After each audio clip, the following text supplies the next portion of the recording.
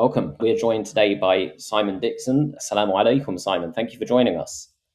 Wa alaikum assalam. I'm really looking forward to this.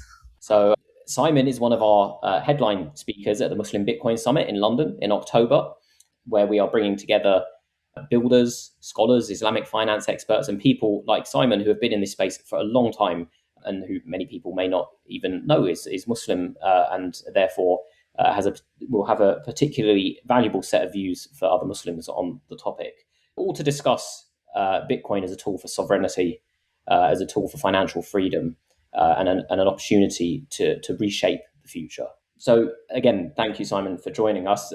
Simon, I will let you introduce yourself in full, but Simon is somewhat of a legend to many of us in the Bitcoin space, has been around for a long time, has been involved in the very early days of Bitcoin in some of the early stage companies that were around building the infrastructure in those early days, and has done a great job as well of breaking down complex topics for us all around the financial industry, the military industry, the technology industry, the systems of control in the world that we live in. And you'll do a much better job of explaining it than I will, but I will hand over to you, Simon, to give a full intro. Yeah, so I guess I'll share with, in Sufi literature and Quranic literature, there's this concept that really caught me from an economic perspective. So, my journey is I've been involved in nothing but finance and money for 26 years. And there's this concept in economics of an invisible hand. And that was Adam Smith's Wealth of Nations. But what's really interesting is prior to the Wealth of Nations, Adam Smith's literature was around morality and sociology as well.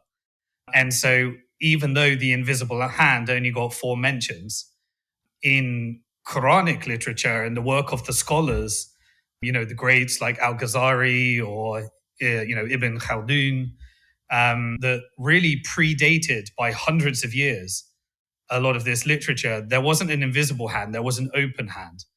And an open hand kind of is this concept that once I understood it really stuck with me, that we have free will, but there is an open hand, and our decisions, and particularly for me, from my subject of expertise, monetarily, economically, and financially, that while we're taught that money is neutral as a tool, it can actually be constructed in ways that are either haram by nature, in terms of, is there riba built into that money in its construction?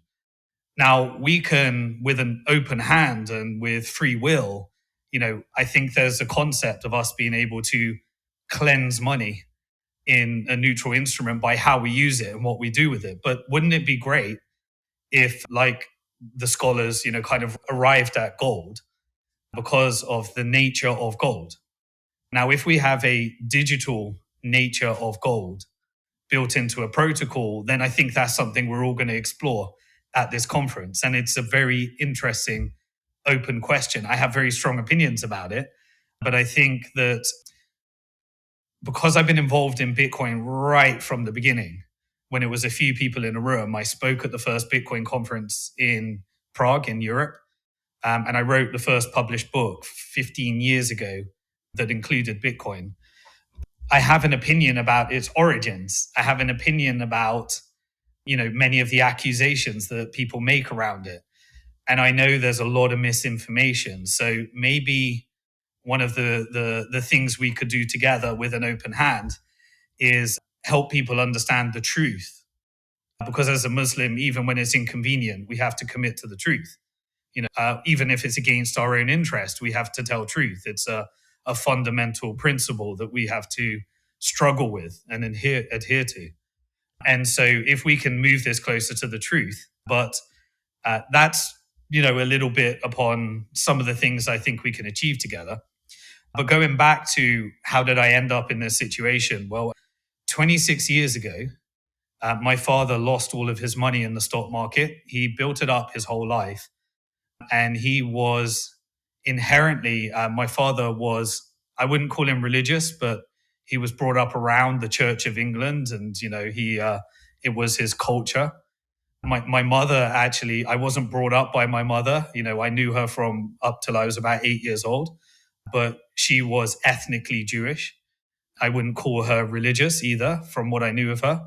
They're both passed away now. But I had those cultures around me, and kind of when you're young, I see a child it's kind of like an operating system. We're born with a fitra, a soul, a good soul.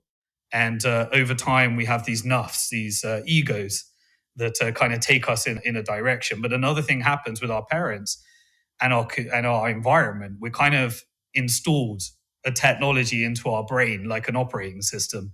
I think of it like that. Most people's beliefs are operating systems that were installed into them. They downloaded it, and then it became their belief.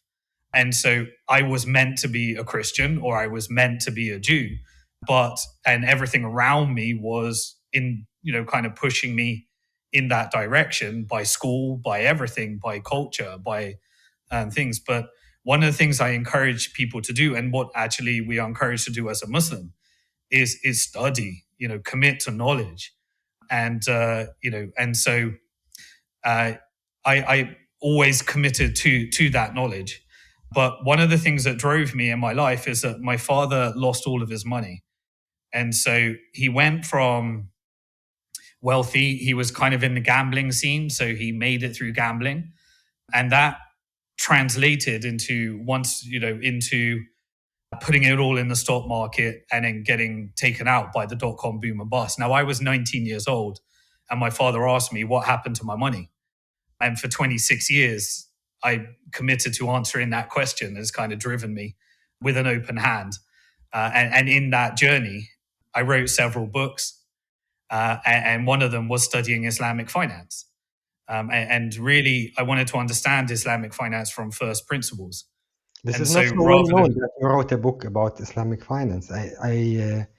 It's interesting. When did you write this book? It wasn't a book about Islamic finance. It was a book called Bank to the Future, Protect Your Future Before Governments Go Bust. It was the first published book that included Bitcoin, and it had a little bit of it on Islamic finance. It definitely wasn't a full book on Islamic finance. But that was the beginning of my journey, because everything in my life, I worked in banking, I worked in investment banking. I tried to create a bank because I discovered this baseline problem with money in answering my father's question, that it was always the structure of money, that inherently riba, interest, is built into the construct of how money and fiat currency is created. And that has a big knock-on effect, because imagine, you go to borrow some money. There is no money in the economy if you don't borrow it. That's the first thing to figure out. Every bit of money, every digital money that exists in the world, apart from the physical cash, which is a tiny percentage, is created by somebody else borrowing it into existence. So when you go to a bank and you borrow it, they don't have the money. That's not grandma's savings. That's not somebody else's savings. They actually write it into existence. And they then say, but you've got to repay it plus interest. So the question is if all money is written into existence as debt, and there's interest to pay on top, where does the money come into existence to pay the interest? Well, the answer is you have to find someone else to go into debt, and then you have to create more interest, and then you have to find more individuals to go into debt. And when you run out of individuals, you find businesses to go into debt. And when you run out of businesses, you dump it on the government and you get the government to go into debt. Now, this has a massive knock-on effect, because the easiest way to get a government into debt is to wage a war on that government. And so now you have the construct of the world that we have today. You have military that is able to take countries into debt slavery. You have a financial system that profits from war and rebuild. And now you have technology that allows you to build digital control grids around this. And so my discovery that took me all this time to figure out is actually the process of money creation has so many side effects. And that kind of brings you into, well, how do you get out of that?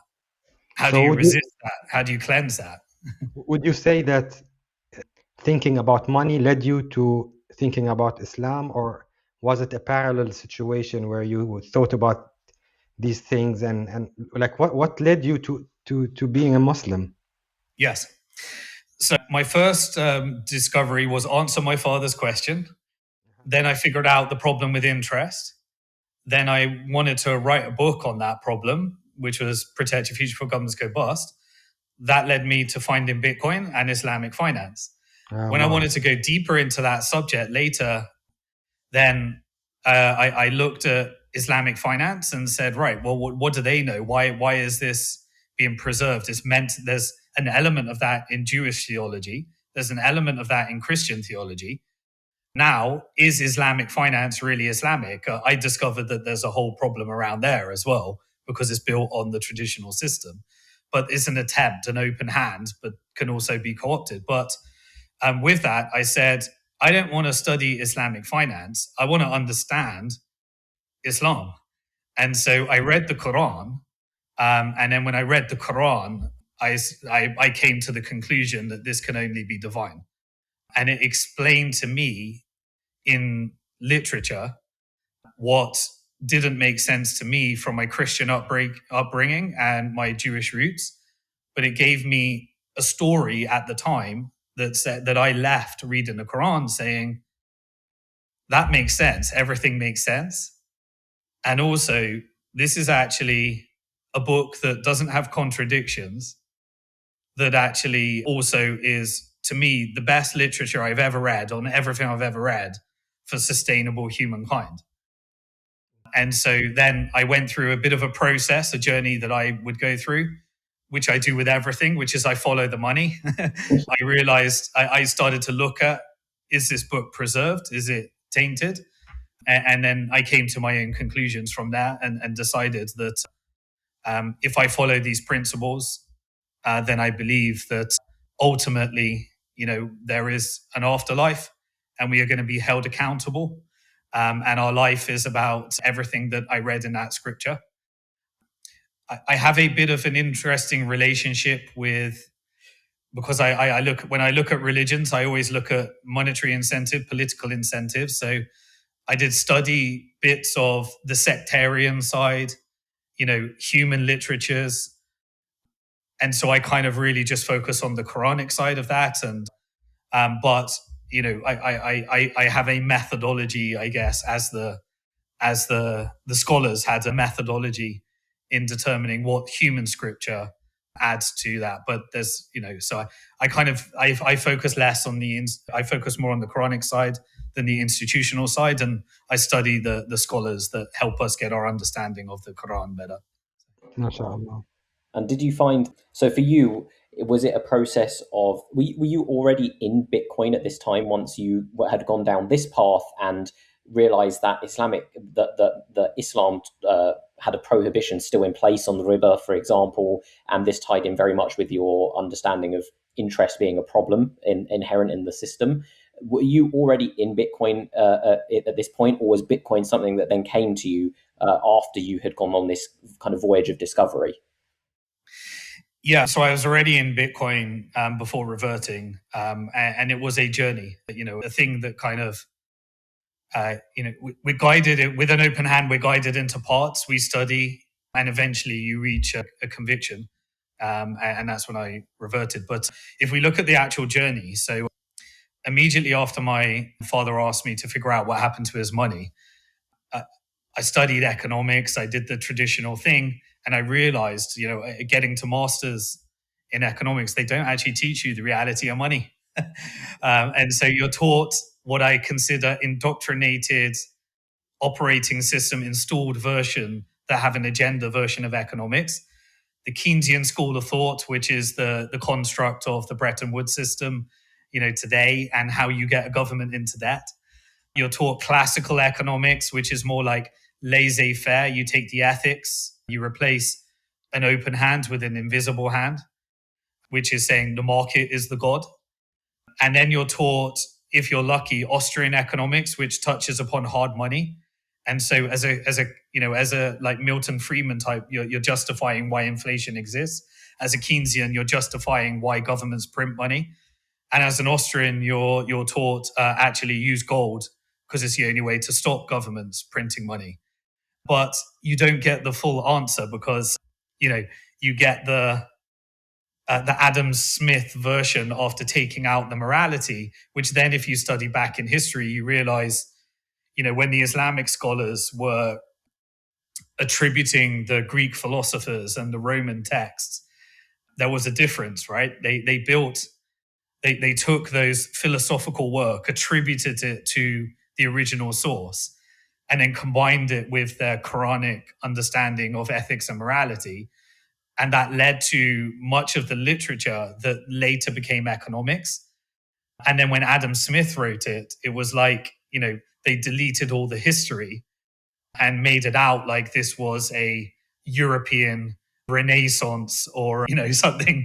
And that they discovered all the literature. They kind of went from the Greeks to the Europeans and just took out the golden age of Islam when Europe happened to be in the dark ages. and so, when you discover these things, you realize I've got to relearn all history. Like everything I've been taught is a lie. And I found that when I was at university, I went to Manchester University, did a master's in economics, and then I read my side books. And I read a book that really helped me was called The Grip of Death by Michael Rowbotham. And it explained to me how the IMF works, how central banking works. And I was like, why aren't I taught that in university, And so then I got so I was like, okay, I haven't got the answer. So I decided, why don't I work in the machine? So I actually got a job at the stockbroker. It was a stockbroker in Manchester called TD Waterhouse. And that was the same stockbroker when my father lost all his money. And so I was like, I got a job as a T-boy. I worked my way up to stockbroker. I then learned how this is just selling stocks is a sales job, but who's on the other side of the trade? And then I learned there's these things called the market makers in the City of London. So I got a job as a market maker in the City of London. Then I realized I'm just the other side of that trade is retail, where my father lost all his money. And the other side of that trade is Goldman Sachs and BlackRock and the largest fund managers in the world. And I learned the manipulation that's involved in taking retail money and transferring it to what I call the financial industrial complex. And then finally, my last job was in investment banking. This is when I learned the war machine up front. I'll never forget, there was a pitch for a countrywide strategy. And this is when I was out at this point. I decided to leave. It was when you're pitching for rebuild contracts in countries and public offerings and various other things, you have to make a case of how regional stability is 100 times more profitable than war. And so if you want to end a war, you need to create a 100x return from peace. And then there is a model that I learned, which is you take the companies, you make them public, you securitize them, you financialize them, now you tokenize them. You build a derivative complex so you can manipulate the prices. You become the number one shareholder so you can install boards. Then you get the voting rights. And there is a whole construct around the profit from war and then the rebuild afterwards. And then actually, sometimes the model is, like in Afghanistan, for example, the model was, don't solve the war because we can print money for 20 years. We can replace a version of the Taliban that was resisting against drugs and replace it with a version of the Taliban that's supporting the Western drug trade. And you put 20 years in between and you can dump a load of debt on the American people. That's $2 trillion of profit there. And it goes back into the stock market. And then you get the rebuild contracts afterwards. So there's different models. There's destroy a country in order to take its resources quickly. There's the forever war, which is don't win the war, just keep the war going. And then there's the end of the war where you move to rebuild contracts and you profit from peace. And that's kind of the investment banking model. But I was one little corner of that. And so it was then when I decided to leave. And that's when I wrote this book and I got involved in banking reform. This was when I discovered I now discovered the corrupt education system. Didn't answer my father's question. I then discovered the corrupt financial system. I then left and I started working on banking reform. Then I realized we had the global financial crisis at this point. What did I discover? That the people that were fixing the system were the same people that created the problem. And so the reform is sponsored by lobbies and non-governmental organizations and policies and think tanks, and the politicians are paid for by lobbies. So you realize the political system is captured as well. And so who were the beneficiaries of the financial crisis? The same people that created it. And so then I decided, well, what can I do? Can I create a bank? So my wife and myself, we incorporated a company called Bank to the Future. We applied for a license at the Bank of England. And what we wanted to do is have a bank that was built off Islamic principles. That's when I wrote that book and started to understand it. We wanted to be a custodian of money. We didn't want to create deposits every time we issued a loan. We were looking at collateralized loans based with interest-free collateralized loans based upon a custody fee. And we applied to the Bank of England, and they said, this is what they said. Firstly, there's only 4 banks that got a license. Go find someone to go on your board that's already got a license. So there was a 5th bank that got a license. We got that person on our board. So what they try and do is they try and change the culture to a bank culture. So first thing we did, we got someone that had on our board. Then what happened is they said, right, to apply the license, you need to deposit 60 million at the Bank of England to get an account. I was like, I don't have 60 million. So they then bankrupted us. We went broke trying to make this work, Then they said, right, you deposit the 60 million, you get a board that's got experience in banking, and then you need to build your bank on top of one of these 4 banks. So you're saying to me, and this is my problem with Islamic finance, you realize that you're building on top of a system that's inherently flawed. And so you're trying to cleanse it. But what they said is all your deposits, you get to be a custodian, but you have to deposit them at Barclays Bank or another bank. And then they get to use that as collateral to build fractional reserve banking. So what we realize is it's not possible to do full reserve banking or Islamic banking within the system connected to a central bank. And at that stage, this is when we were completely broke. We were in debt trying to make this work. And someone contacted me that was part of the banking reform stage. Sorry to go so long, but it helps understand. And this is my entry into Bitcoin. So a guy called Johnny Bitcoin attended one of my presentations that I was giving. And he said, I've sold my house and I've moved into a squat in Old Street in London. And I'm here with some developers that are working on Bitcoin. Do you want to find out a bit more about it? That was my first introduction. I met a guy called Amir Taki, who was one of the early Bitcoin developers, a strange character, to say the least. But he was one of the early, and he was contributing to this open source project. And he was running a conference in Prague, and he invited me to that conference. There was probably about 50 people that went to that conference. Bitcoin just started trading at $30. It crashed to $3. We had a 90% crash. And this is when I got my first Bitcoin and then started investing in the companies as we generated returns that would build the industry, and watched all those companies one by one get captured into the system.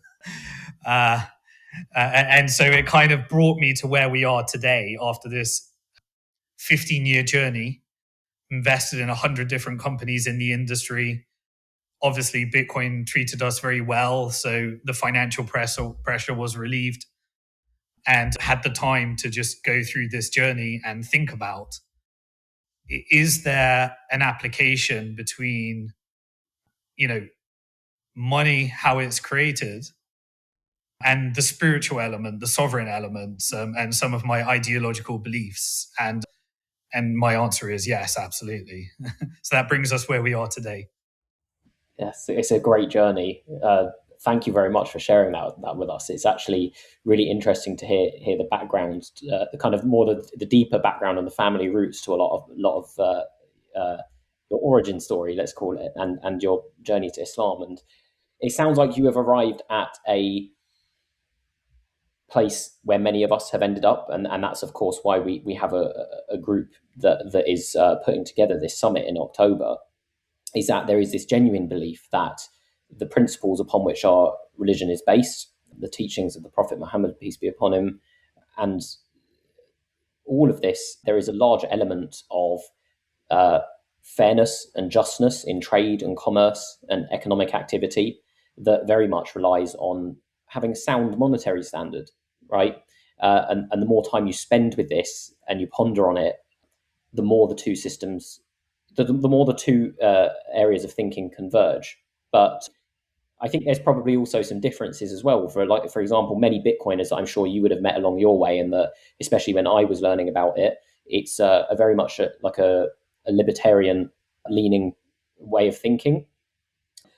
And I'm interested to understand, because it's a very attractive school of thought, especially when you're living in a system that is, on foundations of debt and inflationary money, to believe that these problems could be simply fixed through just self-interest, essentially, and economic actors acting in self-interest. I would be interested to understand from your perspective, did your views there kind of differ from the traditional Bitcoiner libertarian leaning view on things because you had this spiritual element involved? I think so. So, firstly, we normally, as me, we were indoctrinated, and I was no different, into, we know what happened when my father lost all his money. After that, we had 9/11, right? And so I was indoctrinated into the stereotypical belief around terrorism and, all this stuff. And so I had to learn about many of these covert operations and then social engineering and truth. And so one of my things when I first read the Quran is trying to figure out, well, how come all these things that aren't in the Quran, people say. And then you realize that there's a lot more literature and various other things, and you go through this journey. But one of the really important things for me that I learned from the Quran that was aligned with me is, Allah tells us to question everything, to study. We are on this earth to be knowledge people. And so, that is very different to my upbringing as a Christian and my mother's ethnic Jewish roots. Because there is very much, this is the truth, this is the culture, but don't study, the history of the literature in terms of where it came from, the 1,000 years of change and stuff. So for me, I got my answer in the Quran around that. And so I think that's kind of that journey. But once you reach a place where you say, okay, there's something very, you then realize that ethics comes into play. And, we have a struggle, we have free will, and our struggle with our nafs, our ego, our morality, our right and wrong is an internal struggle, right? And so when I looked at the university side as well, I came to the conclusion that communism versus capitalism versus socialism versus libertarianism is nothing but a incomplete, false dichotomy that is weaponized in order to justify war. And so, armed with that understanding that in the post-Bretton Woods system that was set up from the transition to the British Empire and American Empire, that we entered immediately into a Cold War between quote-unquote communism and capitalism. But there was no capitalism in America because it was built upon a central banking system that inherently transfers wealth, creates wealth inequality, a K-shaped economy, and inherently is a Ponzi scheme where the interest doesn't exist. And then you look at the Soviet Union and communism in Russia, and you realize that, the Bolshevik Revolution was an engineered overthrow of the Russian Tsar. And then you go through the history and the Japan, China wars and everything, you realize that communism was a Western ideology from Karl Marx that funded militia groups and revolutions in order to install communism.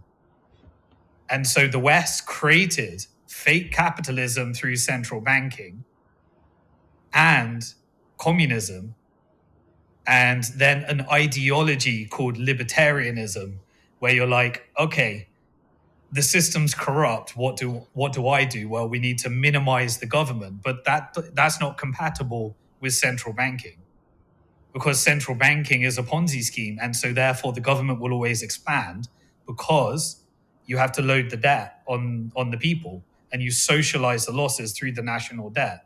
So the government always gets bigger until it's bankrupt. And so people call that capitalism. Well, no, that's not capitalism. So, right, we don't have communism and we don't have capitalism, and both of them were engineered through corrupt university systems, and then they're installed into our brain and it makes up our ideology.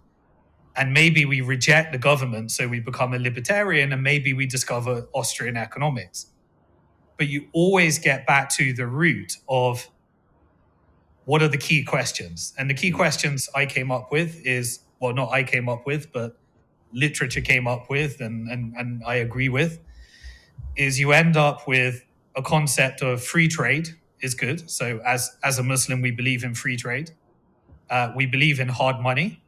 And so there's a vast literature of the corrupting element of debasement. And even the Islamic scholars came up with Gresham's law. Doesn't sound like Gresham, but Gresham law is the concept of, good money, hard money, crowding out soft money. That was reinvented into Gresham, as I said, through this process of co-opting Islamic literature. But, we always talked about hard money. So hard money is a concept that we believe in. So free trade and hard money. But what's missing? Well, most Austrian economists and libertarians believe in voluntarism, which ideologically I believe in, but I actually believe in accountability. So if we are accountable if we're not accountable to our creator, and we don't have, and I'm not talking about fake accountability. As a Muslim, we are not allowed to do performative accountability. We can't give to charity and tell people about it, because we're meant to give to charity and not tell people about it, right? The reason is because if you believe that you are accountable to somebody that doesn't know the performative you, the outward you, the person I say I am, not who I am, that's a major difference. So as a Muslim, we believe in inner accountability. Allah is ultimately always watching me, and my internal struggle, jihad, another word they weaponized, is my internal struggle, can be external as well, but my internal struggle with my ego, with my nafs, okay? So I can't pretend to be outer accountable. I'm ultimately on my own, and Allah sees that. So there's no performative element, but it's a struggle. That's the concept, right? And I think also it's important to highlight that in libertarianism or the Austrian economy philosophy is the self-ownership, versus in Islam, we are not owning ourselves. God owns us and everything in the world. So this is like a main philosophical difference, which makes Austrian economy and libertarian philosophy not so compatible with Islam. But what do you think about this? Beautiful. So philosophical, and this is why I read the Quran to understand Islamic finance, because if you don't understand the first principle dimension, you can't get to the right answer. And I'm not saying, I've got my best thinking of 26 years of study of what I think the answer is, but Allah knows best, and we're here to be knowledgeable people. But yes, if you have self-interested people optimizing their own utility without a level of accountability to a creator, then I argue that what is it that an individual is accountable to? Well, some may be religious, they may believe in the spirit, but others may be atheist, others may be spiritual and believe in something else.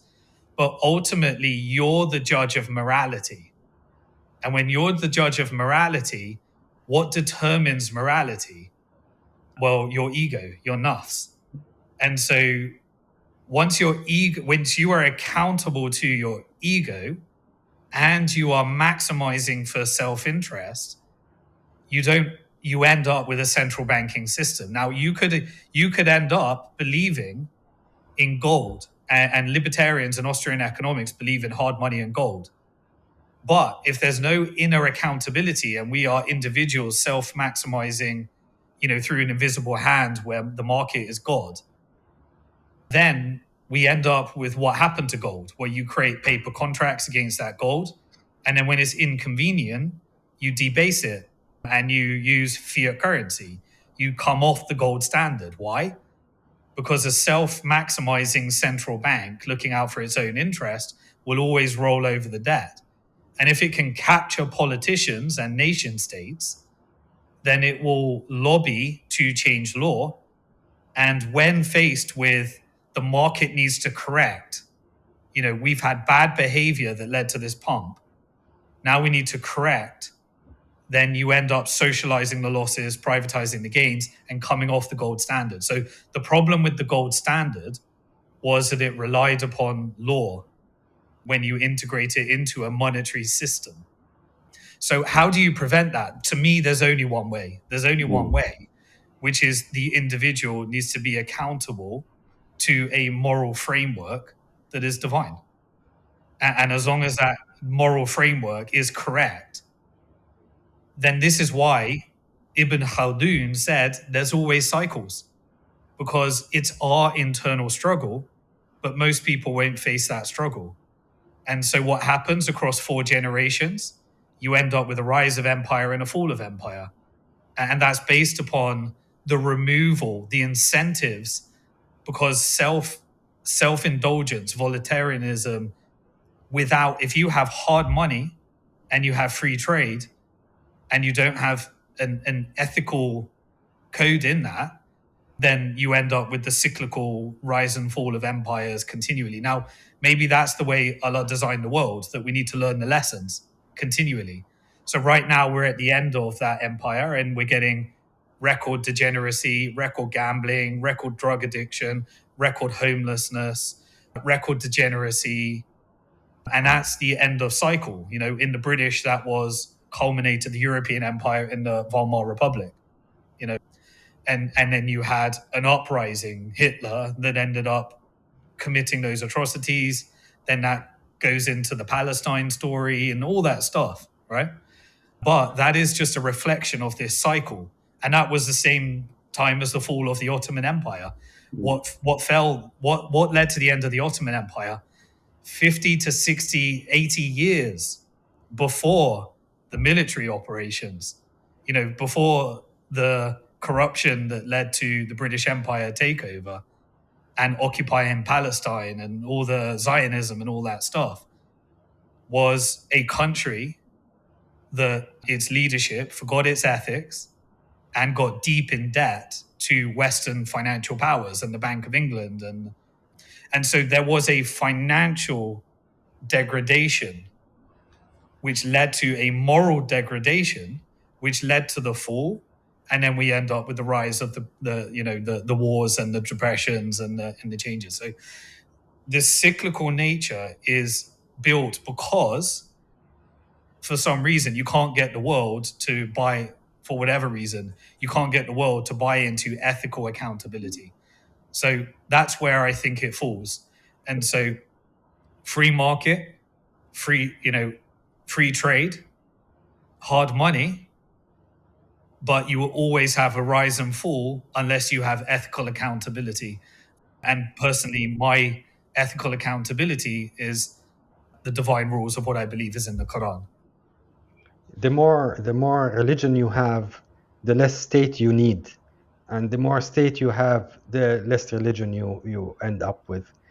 And that's why the weaponization of religion was combination of religion and state, right? So you separate religion and state, and then you have, these, the parts of the religion where, people confuse one's relationship with our creator with a country that's deciding that they're going to implement Sharia law and their interpretation of Sharia law, whether it be Sunniism or Shiaism or whatever. But it's when you have that combination, to me, it's the soul, the creator, and then you have country, company, belief, mind, things that get in the way, right?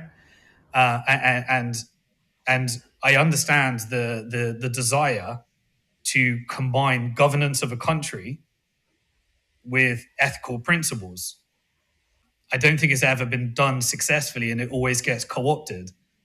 And so when you combine this, and this is the rise and fall, this is the cyclical nature. And maybe that's the lesson. The lesson is we are on earth to learn from that. It never, and it's how we react to that. I liked your analogy to the operational system that's installed in us. And when you read the Quran, maybe you also notice that the operation system of the Quran is based on non-compulsion. There's no compulsion in religion. While the statist ideology that we learn in the school and university in the educational system is based on compulsion, coercion. Yeah, the statism is the monopoly over violence, and yeah, completely agree. And again, like this eternal knowledge lesson, when you relearn history, the real history, you realize, of course, there was corruption in, whenever you combine state, conquest, and religion. We have our own history of, corruption that can happen there, but that's the leader's relationship with the creator. And we have, very clear guidance on how to deal with that. But if you look at the entire Islamic history, from the prophets right through to its expansion across the West Asia and Northern Africa, we are taught a version of history that is so inaccurate. Like it is so unbelievably, it's so obvious that history is always written from the perspective of the victor of the war. And so if you look at the relationship between Jews, Muslims, and Christians, this hostile relationship between Jews and Muslims is a modern creation. And it coincides with Zionism. for sure, Because historically, the Jews, because of the belief of religious tolerance and free will, in you determining, there's no compulsion in Islam, you have to reach that conclusion. The Jews and the Christians under Muslim leadership were always better off than the Jews in the Christian history. And that's where we get this World War I, World War II, Zionism, Palestinian concept. Because when Zionism decided that because of the political persecutions that Christian leaders inflicted upon the Jews and their history, that a false narrative would be created around the oppression of Jews by Muslims. And so round about that time between World War I, when you had the Balfour Declaration, you saw the weaponization of religion, right? So the Jews and the Christians had a very bad relationship. The Muslims, whenever the Christian Crusades came, there was significant persecution of Jews and Muslims. Like, read the real history, the violent history. And even persecution against Christians themselves.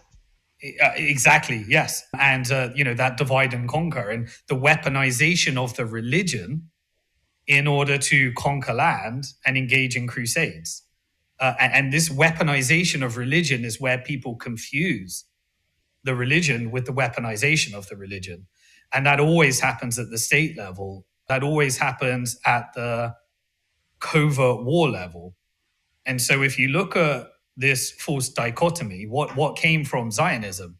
Well, it was a bunch of ethnic Jews that didn't really practice Judaism, that provided a financing with the bankruptcy of the UK government that was at the end of the Bank of England's debt cycle, that also had the Ottoman debt that was causing the fall of the Ottoman Empire, at the same time as destabilizing Russia and putting in the Soviet Union, and creating the Federal Reserve in 1913 before World War One. Then you had 1917, the Bolshevik Revolution to take over the oil resources in Russia. Then you had the destabilization of the Middle East. I around the time we were in an industrial revolution, what was the commonality? They needed oil. The empire needed oil. The British was handing over to the Americans. The Federal Reserve was the fake capitalism. The Zionists provided funding to the British government. The Walt Rothschild was declared a Jewish state in occupied, Palestine. That was at the same time as they declared it to the Russians and the French. They declared it to the Russians, the French, and the Zionists. So what happened?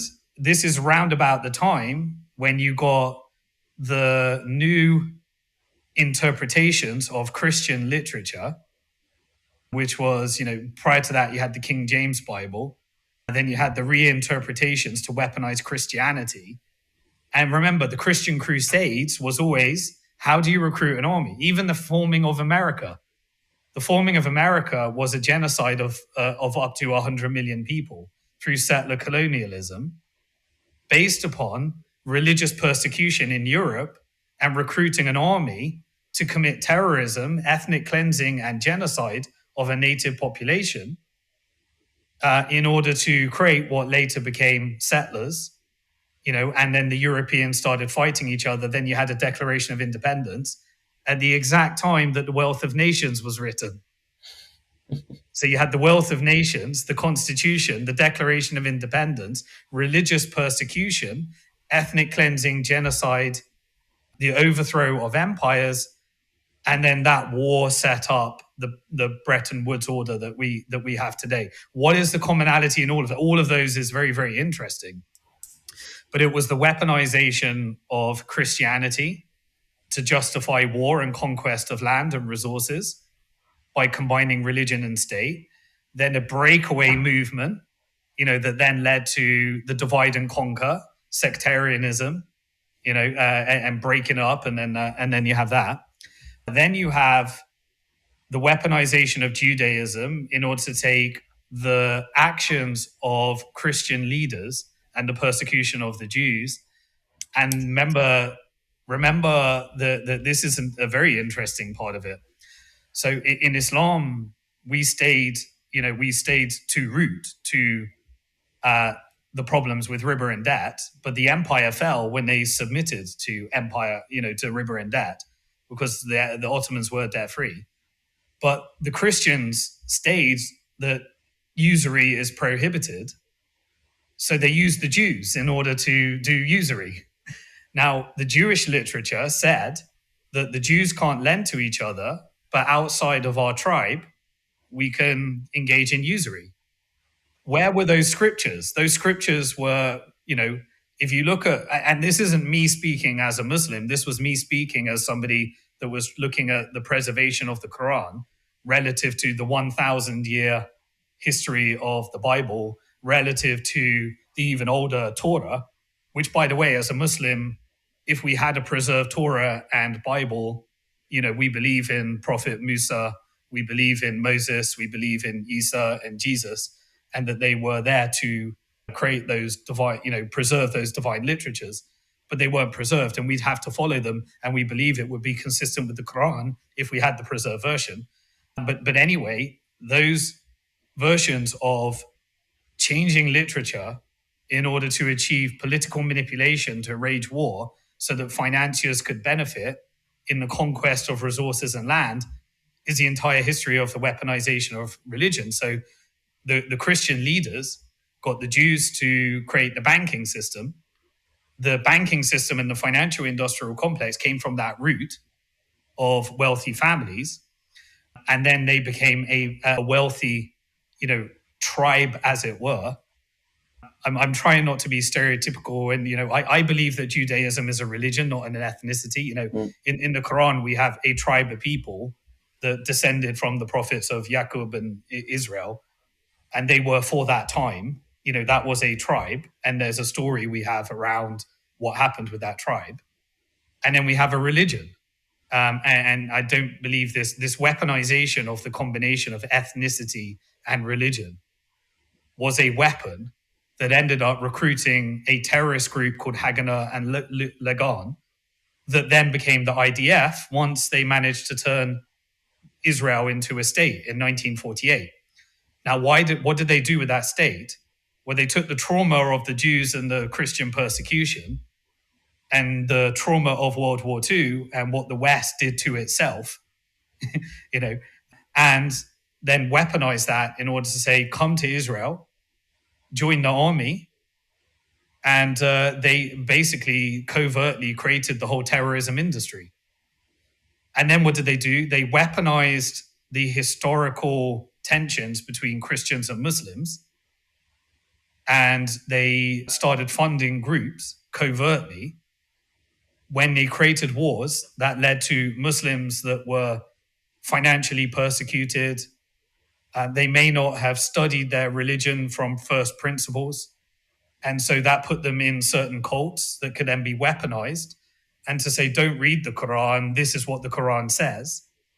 Then you have covert infiltration of various sects within Islam. And you have the covert funding of those sects so that you can create divide and conquer operations that then leads to the conquest, sectarianism, divide and conquer, and then that later then led to covert operations. For example, if you've heard of Safari Club, Safari Club was created by George Bush, and it was a network of intelligence agencies that recruited Osama bin Laden as a CIA asset. And then later we obviously had 9/11 and there was an investigation. I'm not talking about conspiracy theories, but if you read the investigations into the intelligence funding operations, you get back to connections to Mossad, connections to CIA, and connection to Saudi intelligence through financing mechanisms. So all this to say is that the religion is weaponized, and that's the version you're downloaded. Now, that's the version that you then realize, okay, weaponized Judaism, weaponized Christianity, weaponized Islam. But where did the terrorism narrative came from? It came from the Zionists. That was the birth of the terrorist industry. And if you read declassified documents, read it. I'm not talking any conspiracy theory. Everything I'm talking about can go back to a declassified document. There was a book called a declassified document called Operation Gladio. And what it was during the Cold War, they left stay-at-home armies that they would call communists. They would call them communists, and they would engage in terrorism in order to gain refinancing contracts across Europe. And so they would take the Cold War to acquire resources, finance the governments, but they would pay for these terrorists. And so if you look at the history of terrorism, it came from the Zionists. Operation Gladio revealed that it was done by CIA, MI6 during the Cold War. And then it was manufactured in after 9/11 as a weapon to create the fake war on terror narrative that then led to the taking, the operations in Iraq, in Afghanistan, in Libya, in Sudan, in Somalia, now Iran, take your pick. And what were those countries? Those were countries that weren't members of the Bank for International Settlements or have a Western central bank. So there's a correlation between war, your resources, not having a central bank, and then you realize these are financial manipulations of the people. So your job as a person is to guard your mind. And that's when we need, a spirit, an ethical code, guarding our mind, a commitment to knowledge, and a greater accountability. Because if your ultimate judgment is that you have to tell the truth, even when it's against your interest, and you might get things wrong, you can, or you might be having to engage in a defensive environment, which is explained to us. We know how to deal with these things, but the inner accountability is you, and you have to be truthful. And it just so happens that the ethical industries that we're prohibited from engaging in are the very activities that are the most profitable in the West: gambling, drugs, alcohol, banking, usury. And we're prohibited from that. So you understand why, when you combine Christianity with conquest, Islam with conquest, and Judaism with conquest, you get a massive psyop where religion is weaponized.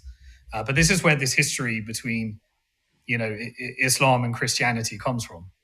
This is super interesting, and I'm always in awe of the level of detail you're able to go into on these matters, and so many questions come to mind as well that I think that will be on the forefronts of the minds of Muslims when they hear about these things, right? And the first one that I think of is, I think I 100% agree, that yes, free trade, hard money, and then that the voluntary participation part is, I guess, in my opinion, a bit of a libertarian pipe dream. If you if you believe that humans without any spiritual guidance, acting purely in self-interest, will produce good outcomes for society, there needs to be some accountability there to a higher power. There has to be accountability to a higher power.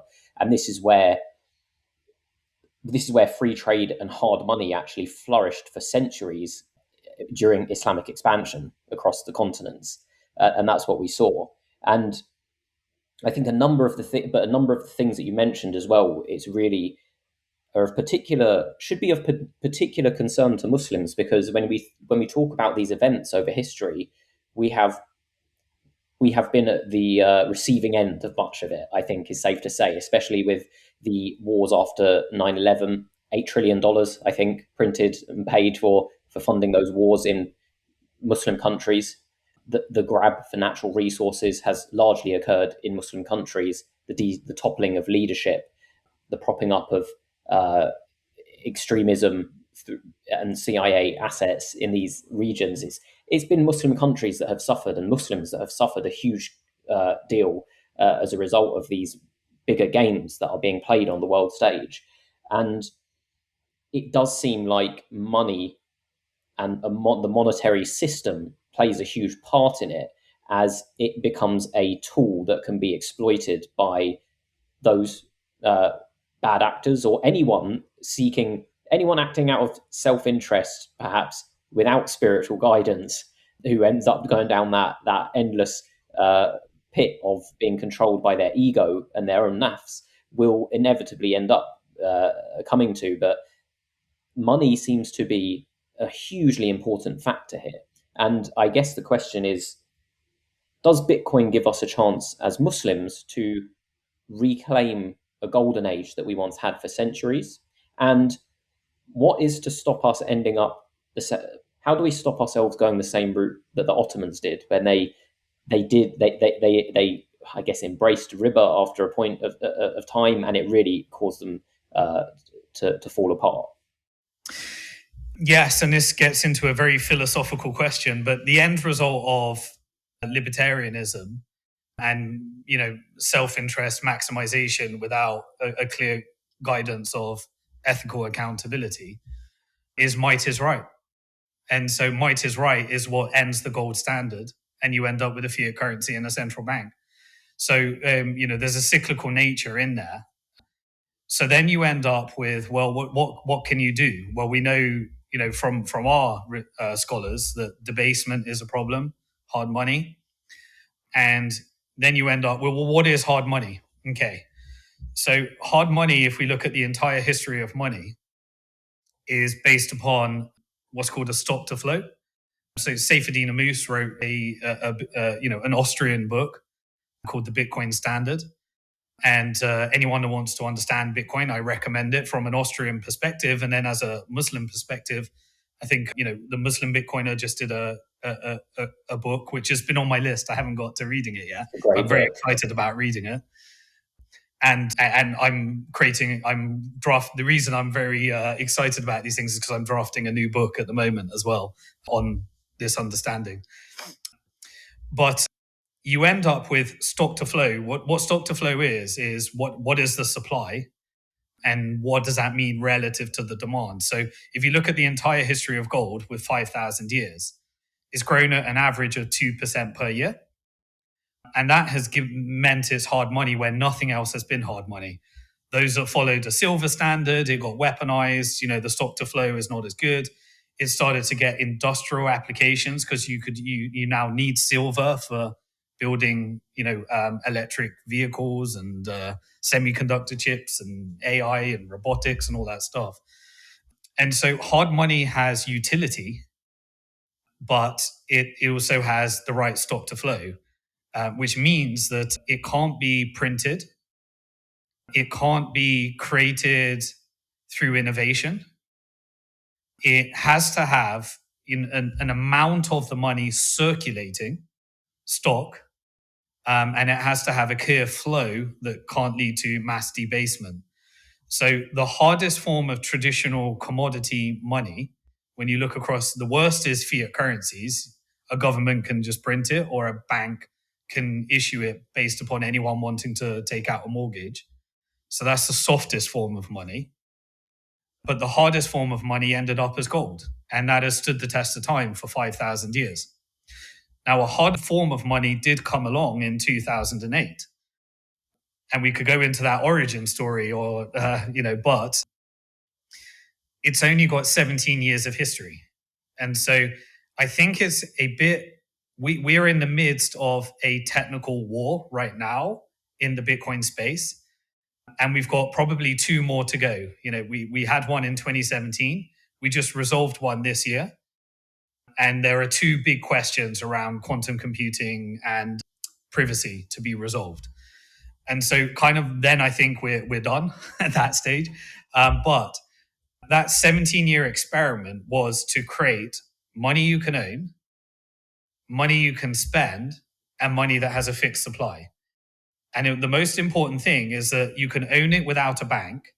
You can spend it in an innocent until proven guilty system without a government. So I can transact with anyone. I still got to be ethical or legal or whatever your code is. Otherwise it could be, but you can spend it without permission. And finally, it's got a fixed supply. And the hard supply was based around a harder form of money. And there's currently 20 million Bitcoin with another million left to mine, roughly. They will all be mined by 2140.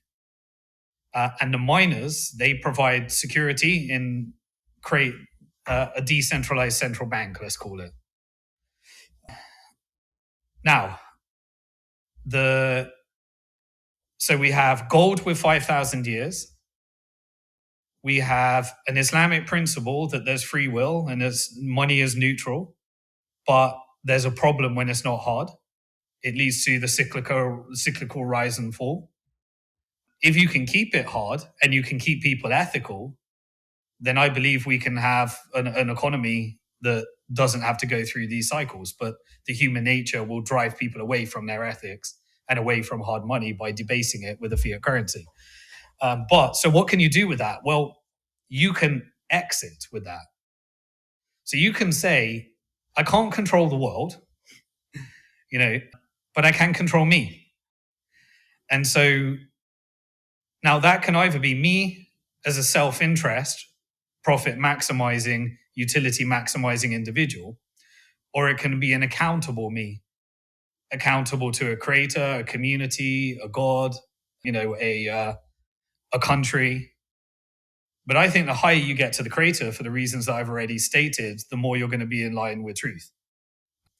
The further you are in terms of accountability, the further you are going to be away from truth, because it will be ultimately the ego and the self, as I said.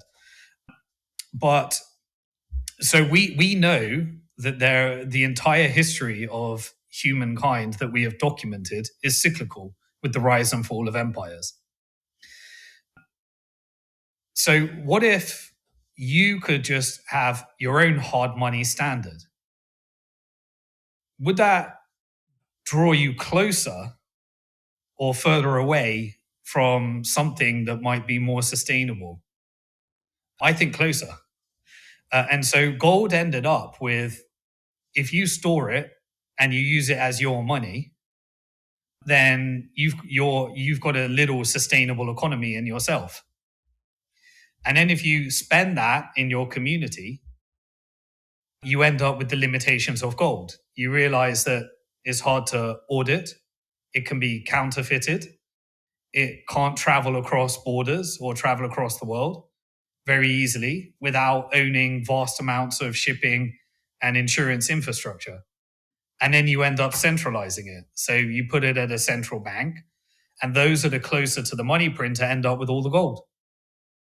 The same thing is happening to Bitcoin right now. The closer to the money printer, there's a company called Strategy, headed up by Michael Saylor. He's creating digital credit where he's centralizing the Bitcoin, issuing paper securities, and BlackRock and other companies are doing the same, so that they can end up with the Bitcoin and you end up with a token, and centralizing it. Okay, so what can you do? Well, you can stop the centralizing forces. So what did Bitcoin do that gold couldn't? Well, it gave you a way of storing value at scale. So storing storing $1 worth of Bitcoin is the same as storing $1 billion of Bitcoin in terms of what you need to do to secure $1 and what you need to do to secure $1 billion. The same process of sending $1 of Bitcoin is the same process as sending $1 billion of Bitcoin. And also, the money supply, the units of Bitcoin will never change, ever. And that's enforced by maths and code as long as we can remain decentralized. Okay? And so all of that gives you the ability to take the store of value properties of gold and the median of exchange properties of fiat currency, and potentially get to the point where you price things in Bitcoin as a unit of account. That's the journey, right? So we've taken the best of what corrupted cash, fiat currency is the corrupted version, and created a median of exchange where you can spend your Bitcoin. And we took the best properties of gold. Now the question is, can Bitcoin remain decentralized? And that's what I want to ask you about is, do you think the drive to centralization in case of gold and in case of Bitcoin is due to the belief in centralism or in statism, or is it is the belief in state and statism ideology the cause for the centralization of gold, and or is it the nature of gold that led to this centralization? Yeah, that is my question. That is the question, brother. So if we look at Bitcoin's history, These are my personal beliefs, and I can't prove them, but I've studied this extensively, and I couldn't give you conclusive proof. But this is the belief that I've come up with, having been involved with so many from so early. Prior to Bitcoin, there was something called DigiCash, and there was a bunch of other Bitcoins. All of them were trying to create digital fiat currency with privacy, and it was created by cypherpunks that believed in private money. And all of them were shut down or failed because there was a centralizing force. And so DigiCash failed because it relied upon a company, which they could shut down, and it relied upon having a bank account that they could then turn into private money, which the banks could just shut down. That was the last iteration before Bitcoin. And it was created by a guy called David Chom, who's like the father of many of the innovations behind Bitcoin. And David Chom taught cryptography and various things at a university in Denmark and in Amsterdam, I believe.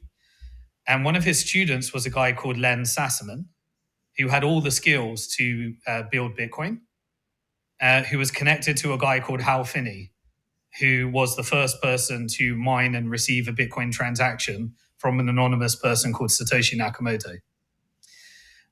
My personal belief is that Len Sassaman may have been...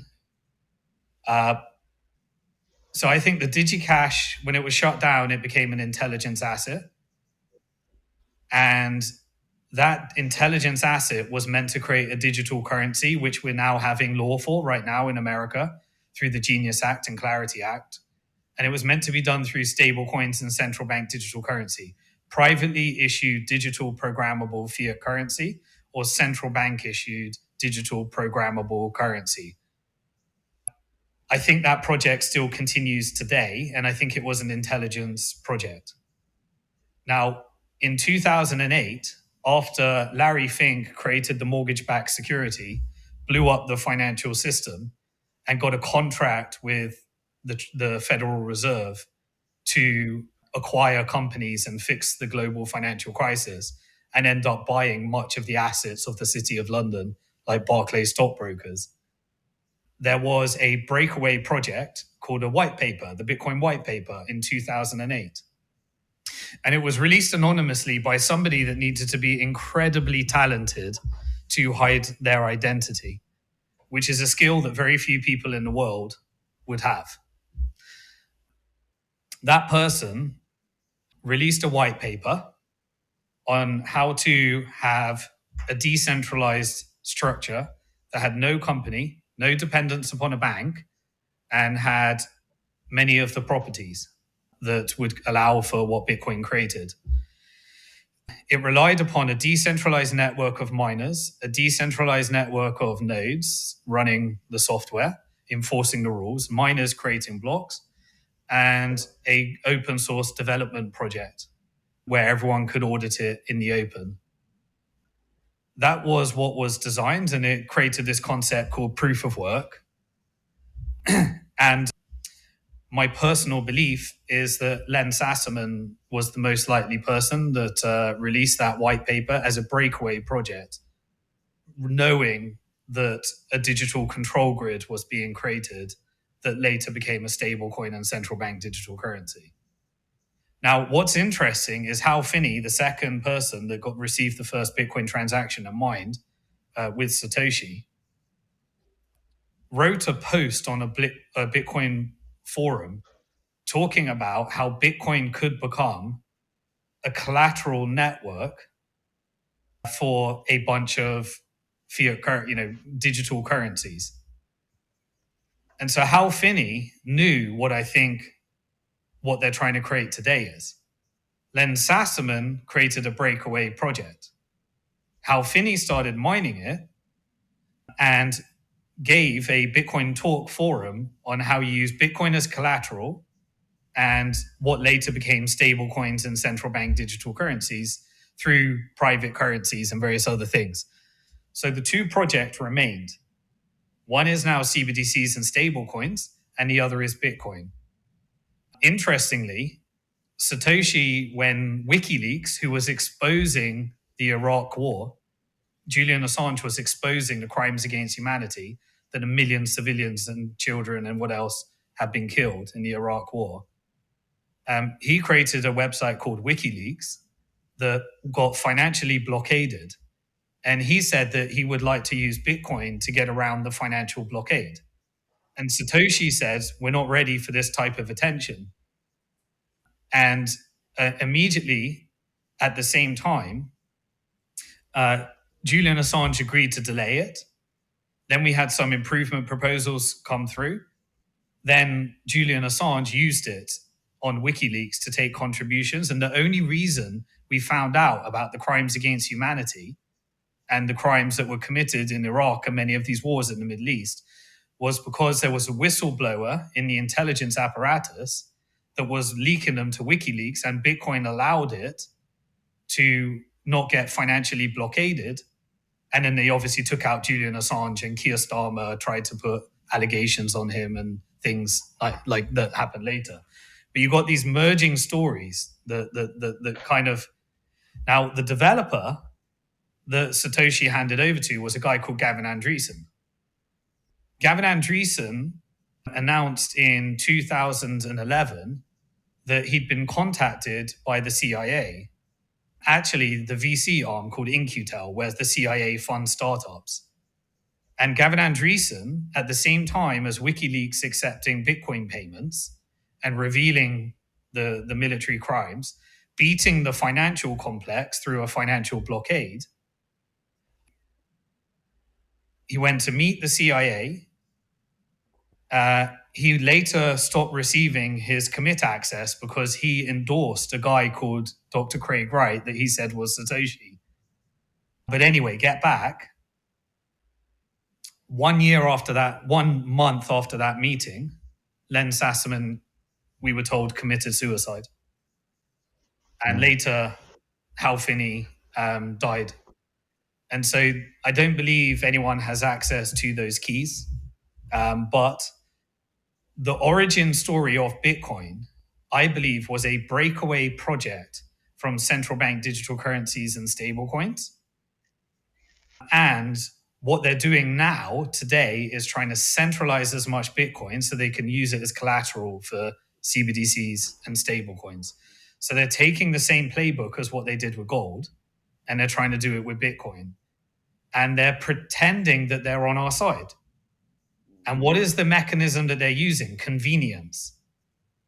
And so if you can hack people's cold wallets, and you can hack services that use Lightning Network, and you can hack BTC Pay server that's helping people take payments in a decentralized way, and you can co-opt the largest stablecoin provider by hacking 119,000 Bitcoin from Bitfinex and Tether, which was co-created by Brock Pierce, who was in the Epstein files trying to infiltrate the Bitcoin developers.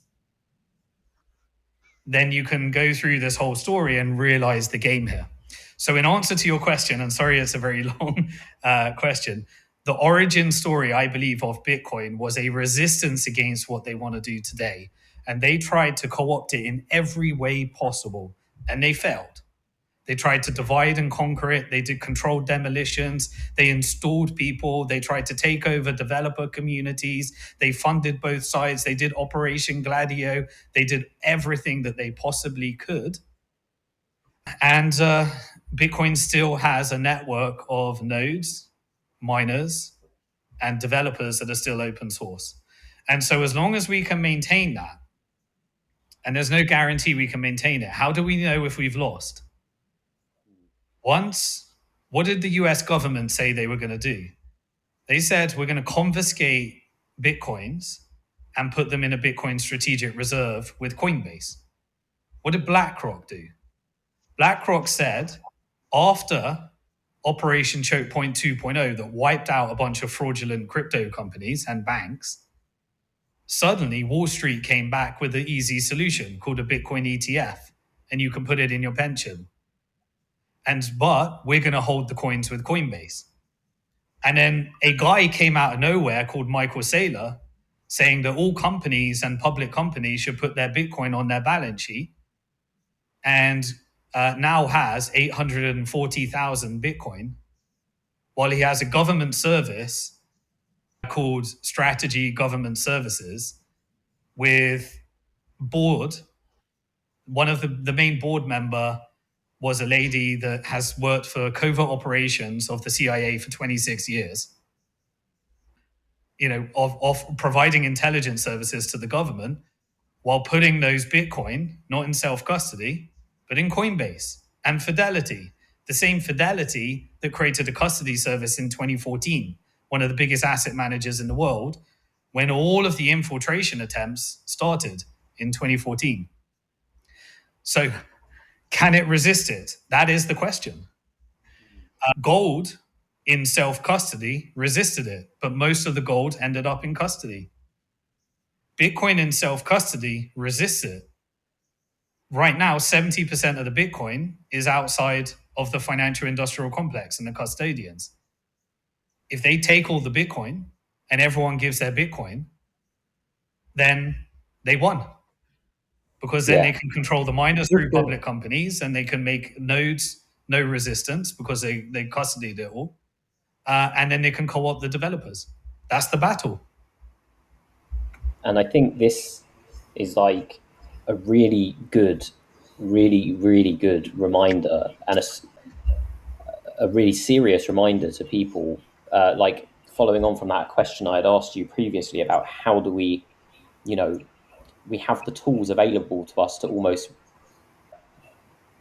bring back a golden age for our ummah again, as we had in centuries prior, because the tools are available and we have what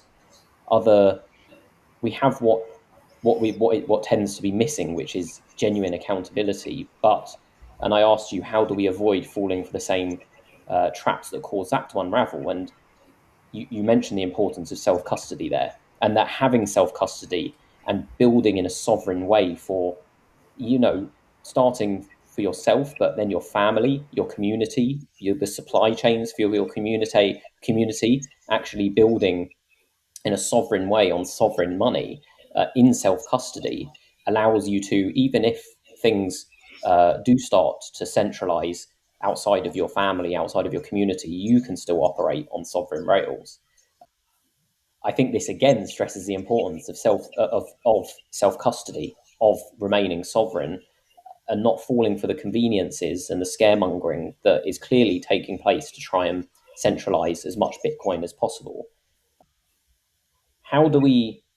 A lot of Muslims will hear this and they will think, my suspicions are confirmed. The CIA was behind it. It's being centralized. All of my FUD is true, right? What would you say to the Muslims who are perhaps pessimistic for these reasons? Are there any? Is it that it's in their control? Is there something they can do, or do they just have to hope for the best? No. So we live in the AI world today. I don't know how to say this. If you're not technically literate, then you need a family that is technically literate. There's no other choice. You either become technically literate today, or you outsource that to your close proximity because you're not in a place to be able to do that. But the world's not going to change. Like we are moving to a hyper technocratic society world. This is the biggest change of our lifetime. There's no doubt about it. You've got the fall of an empire, like the American empire is at the Ibn Khaldun end of empire stage. Sheer extraction, sheer asset stripping, sheer wealth inequality, sheer degeneracy, sheer extraction. That's where we are in the West. That's not going to change. We have governments that are fully captured by banks and financial institutions. The governments aren't in charge. They're bought. If you think this is about building a smaller government, you don't know who's in charge. Your leaders aren't in charge. Just look at the UK. We've had 7 regime changes in 10 years. Each one of them was associated with a corrupt mission, whether it be selling more vaccines, whether it be having lockdowns, whether it be, connections to taking out Julian Assange, whether it be sending billions of taxpayers' money and money printed to corrupt officials in Ukraine to spend on military companies like Lockheed Martin, General Dynamic, Raytheon. We're not defending democracy. The democracy has been bought. Okay? Don't listen to the politicians. They are captured, all of them, by design. You can't become a politician unless you are compromised. And even if you start that way, you will be, to succeed, you will be pushed. That's how the system has systemically been designed. So what can you do? Well, you can engage in politics at the local level. You can spend your money and decide where you spend your money. You can invest in things that are community driven. If you've got wealth, you can set up waqfs, endowments that contribute assets to cash flows that support causes that are protected structurally. You can continue to contribute, as we have to. And so what you do with your money is really the most important thing here. Now, if Bitcoin was created by the CIA and not a breakaway movement from a central intelligence project, then there's no way it would have been designed. So what you need to do is you need to take your AI and you need to ask it to read the Bitcoin white paper, and you need to ask it the most basic of questions of how Bitcoin was designed to be decentralized. And then you need to take that AI and ideally later, either you, your family, or you set up your own local environment for your own LLMs, and you don't subscribe to the centralized AI eventually. I'm not saying you do it. Look, it's a journey. Don't, calm down. We can only do better or worse, right? Sometimes we have to make very bad decisions in imperfect environments. Are we making better decisions or worse decisions, right? Okay. There's no opt-out of this. The only way to opt out is if you're off the grid. Like, this technocracy is where we're going. And you will be eaten alive if you're not have a family that's at least someone's technically literate to protect your family. You will. Sorry, hackers are coming. This is all coming. And an empire's changing. And when an empire changes, things get craziest. And China's a rising empire, which is a technocratic country by design. Okay? So this is happening. And you then take your AI and you ask it to audit the code. And you ask it the most basic of questions. And then you continue on this journey. Now, you can either take it from me, which in Bitcoin we have a mantra called don't trust, verify. And before you couldn't verify, you probably couldn't read the code. I couldn't read the code. But now we've got the ability to take the weapons of centralization, AI, and create decentralized environments on our own computers and use it to resist. This is digital resistance against centralizing forces. So Bitcoin has pockets of capture: developers, miners, nodes. Those are the three parts. And our job is to keep them as decentralized as possible and make sure that we engage in civil wars to make sure not one of those is in charge. In 2017, we had a civil war where miners and companies wanted to take over Bitcoin and change the code, and they lost because the nodes and users said, you can't change the code. In 2026, the developers started changing the code and policy overtly rather than covertly because not enough people were paying attention. So originally we had something called SegWit. Then we had Taproot, which hardly anyone was debating. Then we had a policy change that meant you could put more data on the blockchain. I don't want you to, you can ask your AI to explain this as if you were 3 years old, okay? These things happened. We just had a battle where the nodes tried to change the code because they didn't like what the developers did. And the miners said no. I was on the side of nodes both in 2017 and 2026. I won in 2017, I lost in 2026. What I wanted, I couldn't get. That's the point. We got a few more of those battles, one around privacy and another around quantum resistant addresses.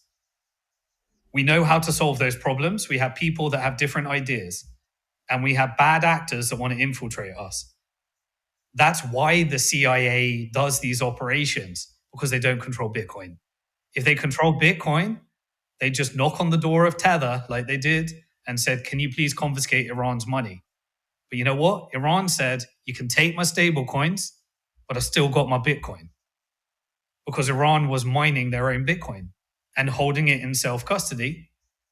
And then they're allowed to store it and spend it. Now, you can have all the opinions on Iran. This is not a political anything. This is a statement of fact. UAE is mining its own Bitcoin. El Salvador is buying one Bitcoin every single day and publishing it on a wallet address. What did Norway do?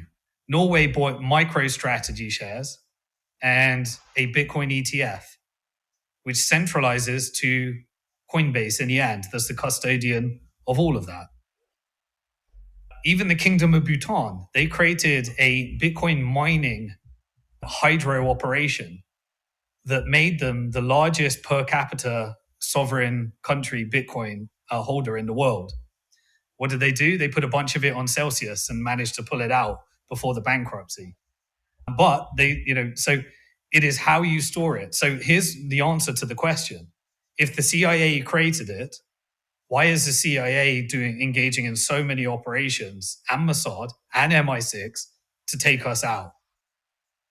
And I've done nothing from the inside but study every single operation and been involved in every single one of them as a shareholder over 100 different companies that got invited to meet some of the early Bitcoin developers right at the beginning, and documented the whole journey on YouTube for 15 years now. And I've made every mistake under the sun, and I fell for every operation that was available. But at the end of it, I can see that there has been significant operations to try and control those 21 million Bitcoin. And as long as they don't get them, then we have decentralization with pockets of centralization that we need to resist against at all cost, because that's the real battle. And so as a Muslim, you get to own your own money that boycotts the system, the central banking system. You get to spend your own money without the permission of a bank. That meant that no riba and interest needed to be created for you to spend your own money. And you get hard money in a free trade environment, but the ethics aren't codified into Bitcoin. Bitcoin can be used by anybody, so it's Austrian by nature. And so what can you do? Well, you can use it in line with your truth and your ethics. And we can build communities on that. And if we want, we can build countries that use Bitcoin as collateral in an actual Islamic compliant financial system where fiat currencies are created not with interest, but with collateral, in order to build an alternative monetary system for your country. Lebanon tried to do that, and the IMF took them out. El Salvador tried to do that, and the IMF took them out. In fact, Lebanon used the IDF and Israel in order to destroy the banks that were allowing people to take their gold and borrow against it in an interest-free Islamic loan. They took the collateral and they blew up the buildings. They did the same in Gaza. These were the Qadr Hassan banks, weren't they? Absolutely. When the corruption, the Lebanese government that relies upon USAID and IMF subsidies in order to control the army, ended up with a central bank that shut everybody out of their bank accounts. And then the IMF blew up the system with excess debt. Then they physically blew up the system, and they had natural disasters. And now the the resistance created a financial system where 3 million Lebanese people could take their jewelry and their gold and get an interest-free Islamic loan against it. As long as the base of the collateral is hard and it can be used to create a free trade fiat currency median of exchange with some kind of governance network, or even just a decentralized, and the Ummah is a decentralized network of us holding ourselves accountable to our creator, then we have the tools. And the only thing that stops it is us getting corrupted. And they will corrupt us. And countries are corruptible. And so at the base layer, you can exit completely, and you can spend your Bitcoin for whatever cause you want, and you can invest it however you want, and you can save it outside and boycott the system. So the onus is on you. In the fiat currency world, you're trying to cleanse a corrupt system in a debt-based Ponzi scheme. Now, the ratio at which you have to participate there and stay in here depends upon your wealth growing. And me personally, as a Muslim, we believe that if we do good with our money and circulate our money, then we get 10 times the reward. And if we do bad for it, it's you get one score, one bad point. But if you do good with it, and not good for show, not good to tell people, good for Allah, then we get 10 times the reward. So we have the tools we need, and it's decentralized. And guess what the battle is? The battle is not Iran against Israel. The battle is not the British Empire against the European Empire and the American Empire. The battle is not BRICS versus the financial industrial complex. The battle is the global control grid of centralizing technology that we win by creating a decentralized community of decentralized technology, decentralized identities, and don't fall for the psyops. Bitcoin was created in a way that nobody has been able to replicate, ever. Silicon Valley created 1 million foundations with 1 million alternative coins. I would normally say another word, but for respect, I don't want to say SHIT coins. 1 million versions of Silicon Valley psyops to confuse you.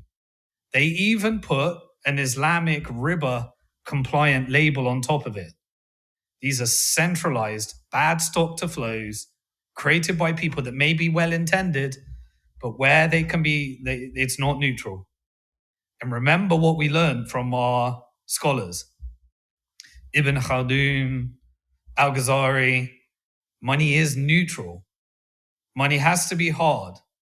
Free trade has to happen, but it's the corrupting forces that kill them every time. Alternative coins, stable coins, central bank digital currencies, Ethereum, XRP, Sharia compliant, whatever label they put on it. Remember, when you put humans in the equation, sadly, the label, the certifier, becomes the corruptible element that can be turned, no matter how bad or well-intended they may be. That's what the intelligence apparatus do. So that's what Bitcoin solves. I don't think it fixes the world, but it can bring you closer to your ummah and your ultimate judgment. And this is super important to say, is that it can be quite easy to say, fix the money, fix the world. It's a nice slogan, but we know Bitcoin is merely a tool and part of a wider tool set of decentralized technology that we have to harness if we want to actually break free and be sovereign. And even then, it is not going to be easy. Like you said, there is a centralizing force of this kind of technocratic regime that will try and stop it and is relentlessly trying to stop it. And we have to adopt decentralized technologies and become technically literate, or at least enough of us have to be that communities can build around that. And we have to adopt those technologies and maintain that decentralization and avoid falling for everything else that is going on. And this is actually one of the big themes that the Bitcoin Majlis and the Muslim Bitcoin Summit is trying to get people on board with, is this idea of what we coin a digital hijra. This is a digital hijra. It's a struggle. A hijra for the Prophet sallallahu alaihi wasallam and his companions was not easy. It was difficult, and that is the same applies today. If you want to adopt these technologies now, it's not necessary. It is less convenient to use Bitcoin as money right now than it is to use fiat currency as money, and it is less convenient to adopt some of these decentralized technologies that are open source than it is to use the centralized ones. That is the reality of it. But it's the struggle that we have to endure if we want to genuinely push back. Mashallah, I agree. And as with all, this is, a neutral money that depends upon the person and how they use it. It is Austrian by nature. And so anyone can use that neutral, unethical or ethical is neutral. How you use it is either unethical or ethical. That doesn't change. But the neutrality is based upon its decentralized nature. And we talked about an invisible hand versus an open hand. Bitcoin is not God. Bitcoin is not Allah. This is not divine. This is an open hand. And sometimes around Bitcoin, there is a cult. There are people that worship Bitcoin like the last solution of the world, the last thing I can trust. There is a radicalized element to Bitcoin. So we have to remember our lessons here. Bitcoin is a tool, and Allah will take away that tool or give us that tool, but we engage in free will, and we engage in the battle, and that battle right now, from all my 26 years of trying to answer the question of what happened to my father's money, an open hand led me to this place to try and, inshallah, come up with the words to articulate and join a community of others that are trying to do the same. And I think that is a very niche, tiny community in the beginning. And this isn't a subject for everybody, but I believe it's an open hand, and I think it's a gift. And I think it's something we can harness, and I think it's something we can, everybody can utilize, and hopefully more people get to utilize, But that's the that's why I joined this. Bitcoin is a community in itself, a niche community. Self-custody is even more niche community. And then the Muslim application of that is a niche community and a niche community of a niche community. Absolutely.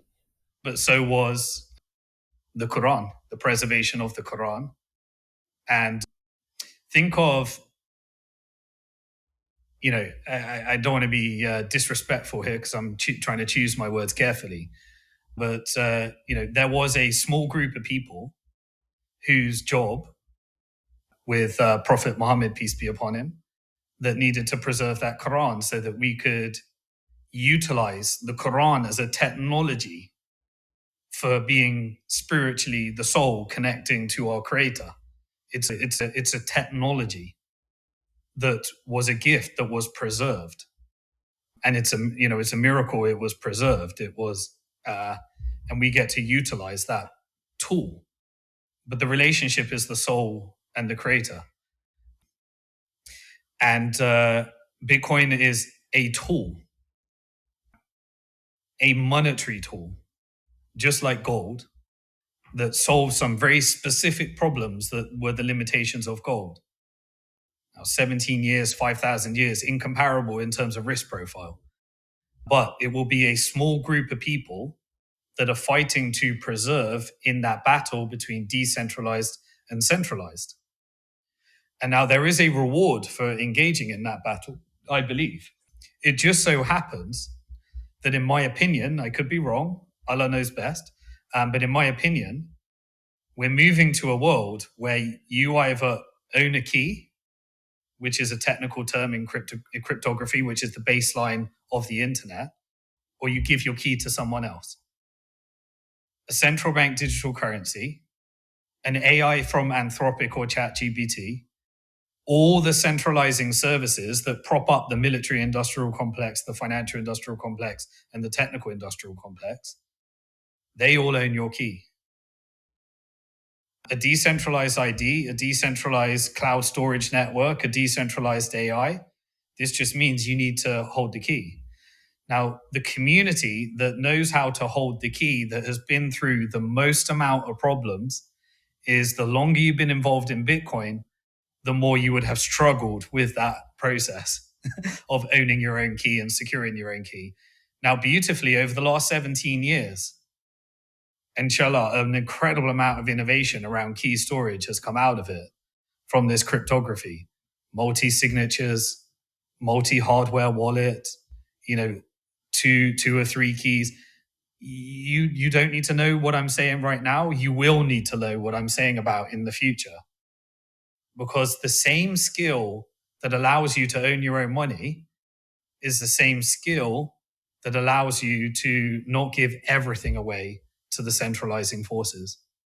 So once you can hold your own money and secure it, you can hold your own data, your own identity, your own AI, your own LLM, your own environments, your own communities, and you can help others. So I do believe that a particular mission has been given to a niche community of people that are trying to preserve the decentralized nature of Bitcoin and fight for the ability to have enough people that hold their own keys.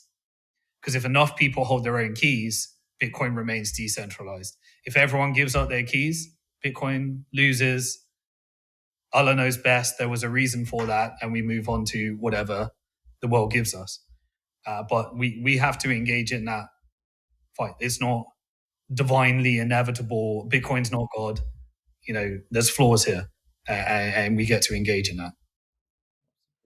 And that's just the benefit of being in a Muslim community that provides help to each other, and so one doesn't stay alone with these problems. And this is what we are trying to do in the next conference, inshallah, in London. Inshallah. Yeah, this is it, and this is the mission. And I'm just conscious of your time, Simon. I know you've already given us so much of it, so thank you so much. Jazakallah khair. I did just want to ask you one last question, which is that given all of this and where we seem to be a huge shift happening, centralizing forces working against us at all times, and the various challenges that we inevitably face ahead of us, are you optimistic about what comes next? As a Muslim, we have to be optimistic. It's part of our culture, but we have to be realistic. I believe that when I look at the big macro picture, let's take a step back. Using technology, our ability to become more knowledgeable has never been greater. The tools that are available to us.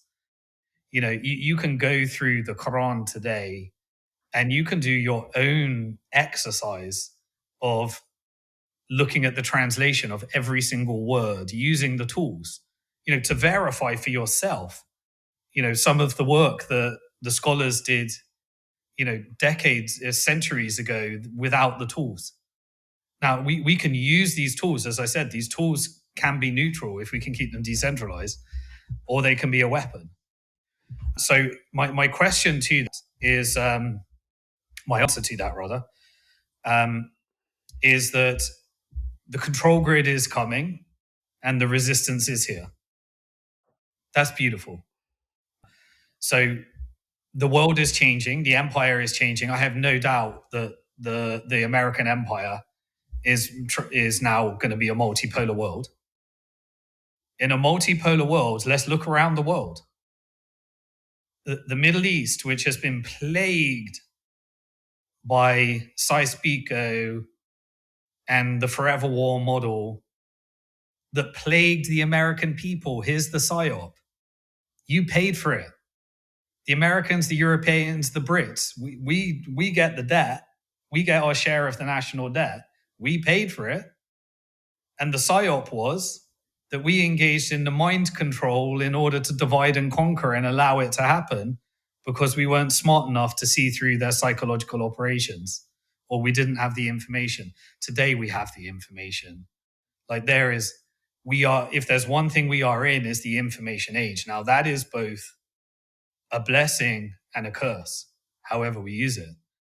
This phone can be used as the worst surveillance tool to support unthinkable crimes against humanity, or it can be used to empower me with the tools that I need in order to make the difference that I want to make and communicate what I need to communicate in the world.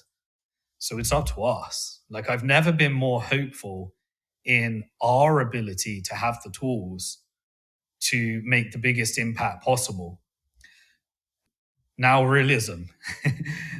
Realism is that most people are falling for psyops. I just think the vast majority of people are being radicalized into the worst version of themselves right now.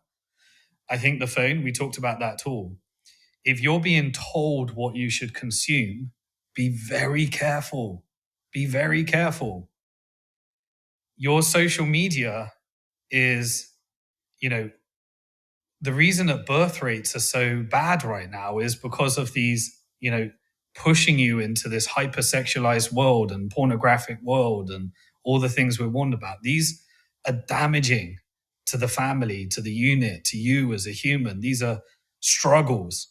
And more people have to go through these struggles than ever before, because this phone, if you're allowing it to control you, tell you what you should watch, it's going to be feeding you hateful content, the worst version of you, the nafs, the ego, the one that I'm right about everything. Look, people are being radicalized on a scale I've never seen before through these devices, through social media.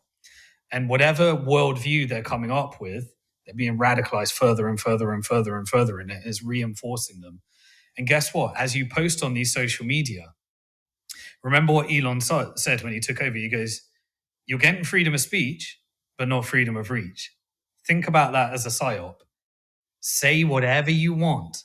Give me all the data. I want to know everything about you, what you eat, what you think, what you hate, what you love. And I'll give you reach if you say the right thing, if you post the right thing. The algorithm is saying, post the right thing and I'll give you more reach. So someone experimenting with this will say, hey, if I post this, I got hardly any views. If I post this, I got 1 million views and it went viral. Why don't I do more of that and more of that and more of that? Before you know it, you're not you. You are a conduit for the operating system that you allowed to take over your mind. And guess what? They're weaponizing it. They want people radicalized, because what's the solution? What was already built before 9/11? The Patriot Act, the war, the clean break memo. The wars that needed 9/11 were already determined. It was a leaked document. The Patriot Act, the legislation that allowed you to call people terrorists and circumvent the Constitution and torture people in Guantanamo Bay, was already written. They needed the false flag. They needed the operation so that you could be radicalized Americans into thinking that blowing up Iraq and committing crimes against humanity that were only exposed on WikiLeaks was a good thing. So this is the thing. This is the psyop. The standard God of your mind, the knowledge, the sovereign mind that you need to develop. You need to become a knowledge person. Now, the tools to achieve that have never been greater, but how people are using them, it scares me. It scares me a lot. Like, I can't go on social media or in a space and have a respectful conversation anymore. Like, I used to go up and I was part of like the Palestinian cause and various other things on there. You go on spaces right now, people think you're trying to, like, this isn't how we speak to each other. This is not respect. This is the worst of humanity that I've seen. If I pass a person in the street in a community, we're meant to have tolerance here. We're meant to, the tolerance online is radical. It's really radical. So this is a part of it, right? So a long answer to your question, because I've never given a short answer, and I don't know how to do that. If you want a short answer, don't invite me back. Is that we have to remain optimistic, because I'm very confident in our belief on what we are here on this earth to do, and our tools in order to do it have never been greater. But the number of the forces that we're fighting up against, I don't see us stopping the control grid at all. I do see us being able to free ourselves. And so what does that free ourselves mean? Do we become an Austrian libertarian, self-maximizing our own interest? Or do we use that to share, give more community, and get people, more and more people? That's the challenge. And I think the majority of people are being driven into, I don't trust anyone. I don't trust what I see. I don't even trust that we're on this podcast together, because it could be a deep fake and you could be trying to scam me to get to download software on my computer. That's a real challenge. Like we are about to enter into a world where you can't trust what you see. The fabric of society, the fabric of a functioning community is an element of trust, right? So what can you trust? You either trust the ego or you trust the creator. And, however you get there, that is like my confidence. And this is why I think we're on Earth. Our Earth is to pass that test. And we either pass or fail, and we meet our creator, and Allah knows best. MashaAllah. This is amazing. And that's why we will meet physically in London, not only online. So we be sure that we are not a deep fake. Yeah. It'll be, and this is, I think there's so much food for thought from this, and so much for people to really reflect on and think about. And I'm hoping real encouragement and reason for people to start taking this seriously, and start, coming to the summit. Start with coming to the summit. Start with, even if you're still skeptical and you still have doubts, and you're still, have your reasons for thinking that there isn't a solution, or that all hope is lost. Just come and, argue your point, ask your questions, come and have a look. We're going to be showing people how to harness some of this technology, not just Bitcoin, but the other technologies that come with that kind of this sovereign architecture and decentralized institution building. We can start it now, and that's the great thing. And that is, by the way, that you brought up one more point I want to bring, because it's so important. The belief of no hope, of hopelessness, that's shaitan. That is when you believe that there is no hope. Think of your time preference. That's an Austrian concept as well, right? The ultimate time preference is believing there's an accountability in an afterlife, right? Beyond the life, and that we're accountable for what we do in this life. But what is the opposite of that? It's believing that there's no hope on this earth, that there's nothing. And what does that drive you to? The most short-term thinking you could ever imagine. When you believe that there's no hope, what do? You gamble. You're not accountable to a long-term future. You don't build a family. You don't do any of the things. And you end up, and guess what? They don't mind you being that person. They monetize it. They'll feed you content. They'll download the operating. They'll push you into pump and dump cryptocurrencies. They'll turn you into gambling. They want you to be in debt on credit card, believing there's no future.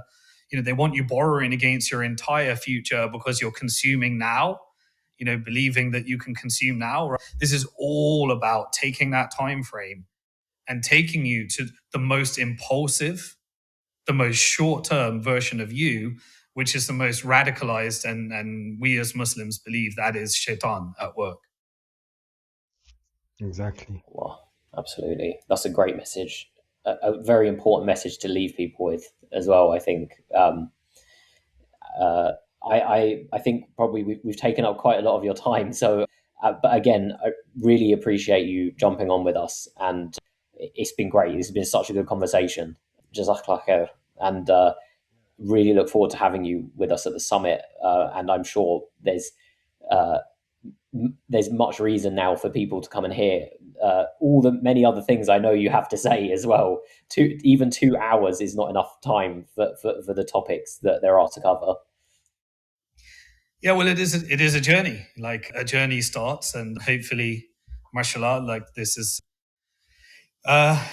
I know firsthand that what you think about Bitcoin is very different to the reality of someone that's been there from the beginning and understands it, and so you should try and learning how to secure your own key is the most important thing you could do. And Bitcoin is probably the best way to learn that. So if you just start with that, then maybe, that's a good reason to come and learn more. Yeah, absolutely. Amazing. Inshallah. All right. Thank you very much. Thank you very It was much, really Simon. insightful and new perspective on Bitcoin from a Thank you. spiritual. Thanks. And is there any way you want to point people to where they can find you online? Yeah, I go live on YouTube and I publish all my interviews on YouTube, which is Simon Dixon 21 on YouTube. I have a decentralized community on simondixon.com in case any of these centralizing networks don't like my message. And I do post regularly on X at Simon Dixon Twit. And then at the same time, I'm also using some of the decentralized networks like Nostr as well and various other things. So again, don't get overwhelmed. This is a journey. You've got your whole life ahead of you. They want you to think the world's about to end and there's no hope. You got your whole life ahead of you. Put together a long-term plan. The ultimate long-term plan is the hereafter. But even then, you don't get overwhelmed. They want you really overwhelmed, thinking, I can't do this. Yes, you can. Each week, you just take a little chunk of it, say, right, I'm going to learn a little bit more, and do that each week. Just like even investments.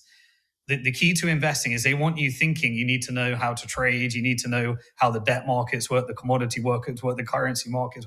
Like the whole industry that I spent 26 years in, like, is the most confusing mismatch of jargon and complexity.